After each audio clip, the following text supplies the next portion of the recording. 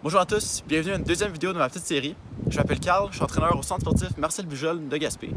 Donc, la deuxième vidéo va encore complémenter une course ou une marche. Et je vais vous présenter 5 exercices dynamiques que vous pouvez faire chez vous. Une version en anglais de cette vidéo est également disponible. Il y a un lien pour cette vidéo dans la description en bas. Donc, comme tout exercice, les exercices que je vais vous présenter comportent certains risques. Je vous encourage à respecter vos limites et vos restrictions et d'avoir du plaisir en vous entraînant. Quand il fait le temps de faire les exercices, je vous encourage à les faire plusieurs fois. Donc, faire les exercices en série. Donc, on fait, par exemple, 10 fois des fentes latérales et ensuite, on continue au prochain exercice et on revient aux fentes latérales. Le premier exercice qu'on va voir dans la vidéo, ça va être la fente latérale. Donc, la fente latérale est similaire à la fente régulière, donc ce mouvement ici, comme ça, et est assez simple. On vient travailler les quads et le fessier. Donc, la position initiale. On vient se placer, jambes, largeur des hanches, et pour faire le premier mouvement, on vient prendre une position assez large. Et simplement, on vient sortir les fesses, serrer les abdominaux. Moi, j'aime bien mettre les bras devant soi. On va garder le pied par-dessus le genou. On plie, on monte. Plie, on monte.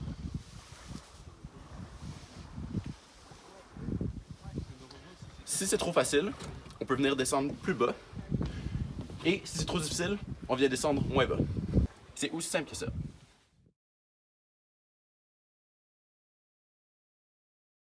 Le prochain exercice est un squat explosif ou appelé le jump squat. Le jump squat est similaire au squat régulier, sauf qu'on vient sauter en l'air. Maintenant, le fait de sauter, ça ajoute un petit peu de travail en pliométrie ou en absorption. Comme on force le corps à absorber le poids du corps et même plus en redescendant, ça force les muscles à bien contracter et venir supporter notre poids. Maintenant, la pliométrie a certains risques. Donc, on vient ajouter beaucoup de stress aux articulations et jointures, et si vous pensez que pour vous, ça va être trop, je vous encourage à faire un squat régulier ou un squat sur chaise. Donc, dans le mouvement, on veut s'assurer de faire le moins de bruit possible. Donc, si on pense faire moins de bruit, ça va aussi nous forcer à absorber réellement notre poids, à la place de vraiment juste s'écraser sur la plateforme. Voici l'exercice. Fesses sorties, abdominaux contractés, poitrine ouverte. On descend, on monte. Aussi simple que ça.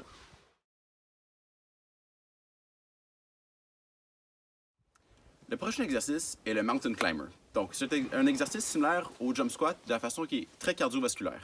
Il se fait sur le sol ou sur une marche. Donc, comme beaucoup de mes exercices, l'important, c'est de garder les abdominaux serrés en flexion, les fesses serrées, le dos bien droit et la poitrine sortie. On veut imaginer, pour faire l'exercice, qu'on va se mettre en position de push-up.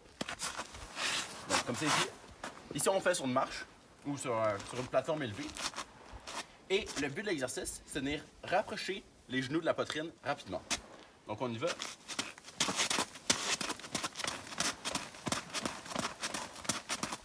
On veut vraiment éviter de bouger de côté à côté les hanches. Vraiment garder le corps très droit et s'assurer que tout ce qui bouge, c'est les jambes. Donc, sur le sol, c'est la même idée, mais c'est une version un petit peu plus difficile. Donc, on vient se mettre sur le sol, nous en face bien stable, position de push-up. Donc, abdominaux serrés, fesses serrées, bien droit, et même chose.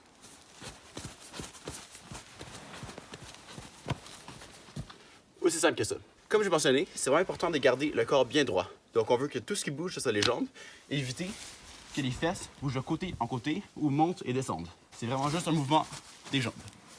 C'est vraiment très simple et je vous recommande de faire ça.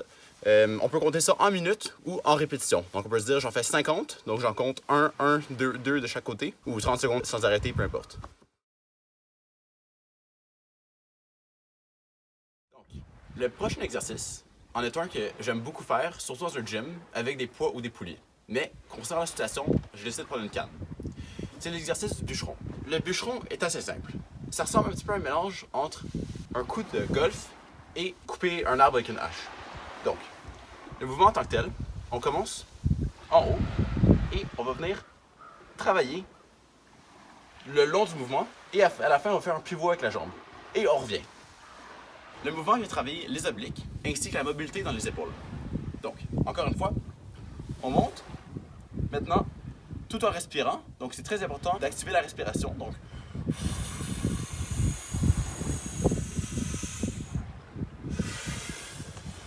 on revient et encore.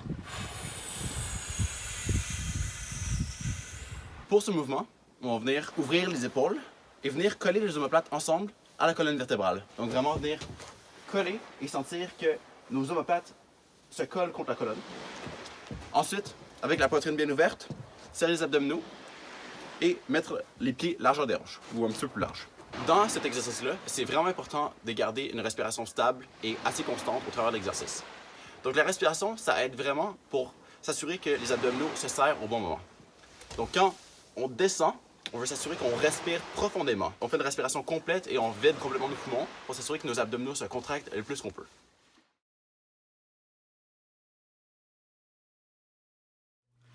Le dernier exercice de la vidéo en est un qui est assez simple, c'est la marche de l'os.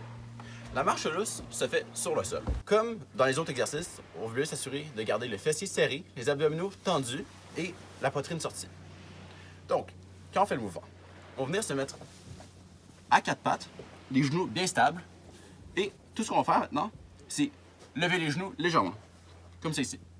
Maintenant, le mouvement simple, en gardant le dos bien droit, marcher.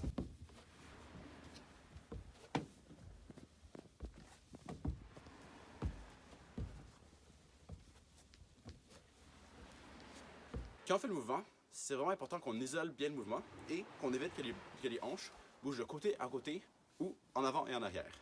Donc on veut bien garder tout le mouvement serré et tout ce qui bouge, c'est les jambes et les bras. C'est clair que ce mouvement-là est relativement difficile. Donc, si c'est trop difficile, on peut simplement venir lever les genoux un petit peu plus loin du sol.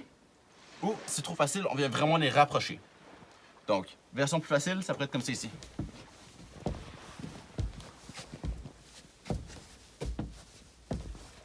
J'espère que vous avez apprécié la vidéo. Si vous avez des questions ou des commentaires, je vous encouragerais de me rejoindre à l'adresse email qui est sur le bas de l'écran ou dans la description en dessous de la vidéo. Encore une fois, je vous encourage à rester sécuritaire dans vos mouvements. N'hésitez pas à modifier ou éviter des mouvements si vous ne vous sentez pas confortable. Restez en sécurité et restez actif. Bonne journée.